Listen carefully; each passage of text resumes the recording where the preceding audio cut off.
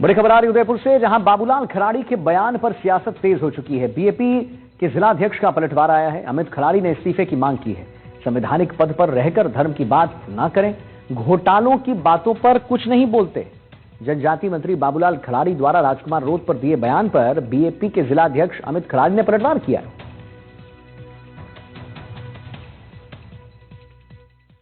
जो टीएडी मंत्री है, जिस तरह से बयान दे रहे हैं, स्कूली बच्चे बैठे हो इसमें बयान दे रहे हैं, धर्म का पाठ पढ़ा रहे हैं, जबकि उनका एक संवैधानिक पद है, एक टीएडी मंत्री हैं और मंत्री होने के नाते वो बच्चों के लिए, स्कूल के लिए या टीएडी विभाग से क्या काम करवा सकते हैं, उस पर बात करने के बजाय धर्म की बात कर रहे हैं।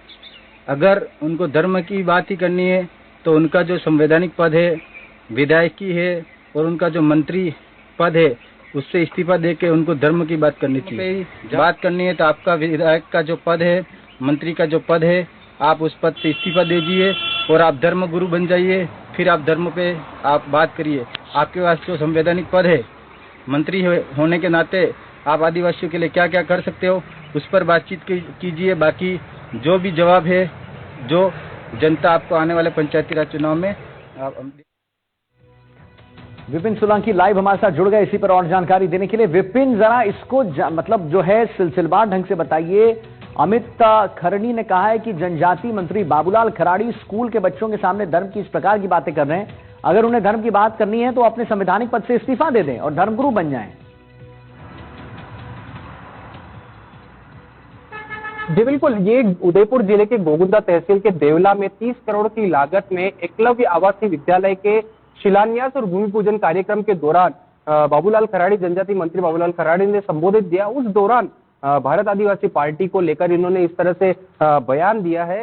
इसके पीछे इस कारण ये है कि भारत आदिवासी पार्टी से लगातार यही कहा जाता रहा है कि आदिवासी हिंदू ना होकर प्रकृति पूजक है। वो हमेशा से प्रकृति की पूजा करते आए हैं और उसी के पूजक है। इसको लेकर बाबूलाल खराड़ी के साथ साथ जो उदयपुर सांसद है मन्नालाल रावत भी लगातार इस बात पर हमले करते रहे और वो सवाल भी पूछते रहे। कि सवाल ये पूछते हैं कि क्या आपके पुरखों की आप पूजा नहीं करते, क्या आप मंदिर नहीं जाते, क्या कई वर्षों से आप राम राम का नाम नहीं जपते, आते जाते अगर राम राम नहीं कहते, ये सब अगर आप करते हैं तो फिर हिंदू किस लिए नहीं हुए आप। तो इसी वजह से दोनों के बीच में बड़ी लंबे समय से लोकसभा चुनाव, विधानसभा चुनाव के बाद से लगातार इस तरह से दोनों पक्षों के बीच में हमले हो रहे हैं। और जिस तरह से बाबूलाल खराड़ी ने सवाल पूछे वो संबोधित करते हुए और भारत आदिवासी पार्टी के खिलाफ जिस तरह से बयान दिए, उसके बाद में अब जो अमित खराड़ी है, जो भारत आदिवासी पार्टी के जिलाध्यक्ष है, उन्होंने भी बयान दिया और इस्तीफे की मांग की। अब राजकुमार रोत